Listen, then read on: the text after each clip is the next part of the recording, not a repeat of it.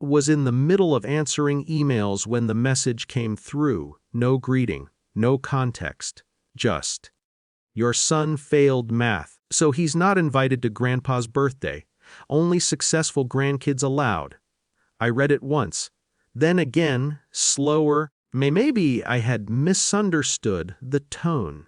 Like maybe there was a joke hiding somewhere between the words. There wasn't. Stared at the screen until it dimmed. My coffee had gone cold without me noticing.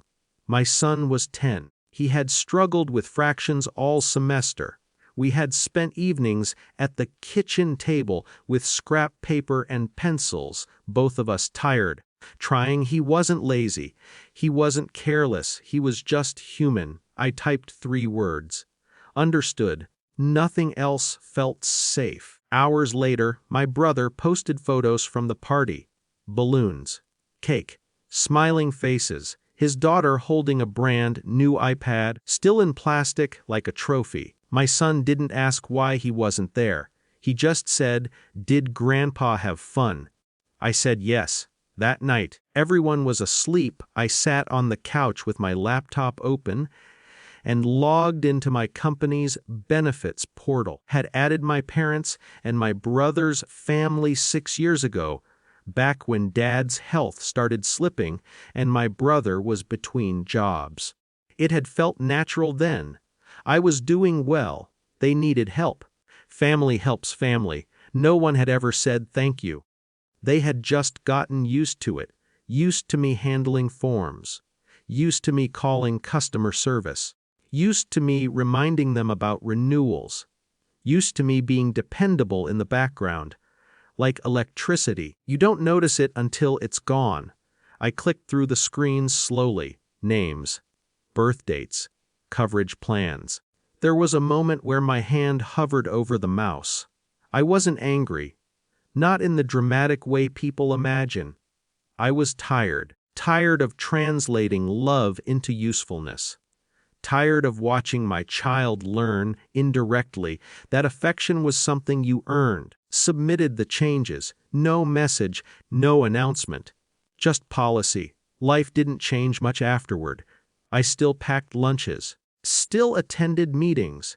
Still helped with homework. Still called my mother on Sundays and talked about weather and traffic and grocery prices.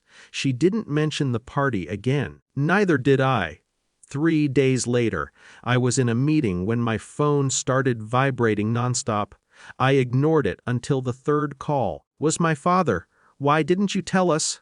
he asked, breathless. "Tell you what?" I said. "Our insurance.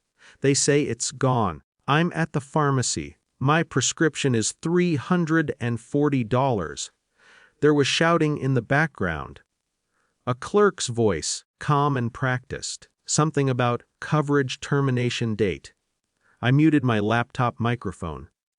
"It ended this week," I said. Silence. "Why?" I looked at the window, at the parking lot, at people walking to their cars, unaware of this small family earthquake. Needed to reorganize my benefits, I said. "That's it?" he snapped. "You just drop us." I didn't answer right away. I thought of my son sitting alone on his bed doing math worksheets while his cousins ate cake. Stopped assuming my support was automatic. I said finally. He didn't speak. Later that evening, my brother called, then my mother, my aunt. The story traveled fast. Some were angry. Some were confused. Some pretended to be concerned. "You're being dramatic. Was just a party. Don't punish your parents." I listened more than I spoke. When I did speak, I kept it simple, not punishing anyone. I'm setting boundaries. That word made them uncomfortable. My mother came over a week later. She sat at my kitchen table and stared at her hands. "You didn't have to go this far," she said. "How far is far?" I asked. She frowned. "This is serious. Your father needs his medication. And my son needed to feel welcome." I said quietly. She looked up then. For the first time, I think she saw it, not as drama, not as rebellion, as damage. I didn't mean it like that.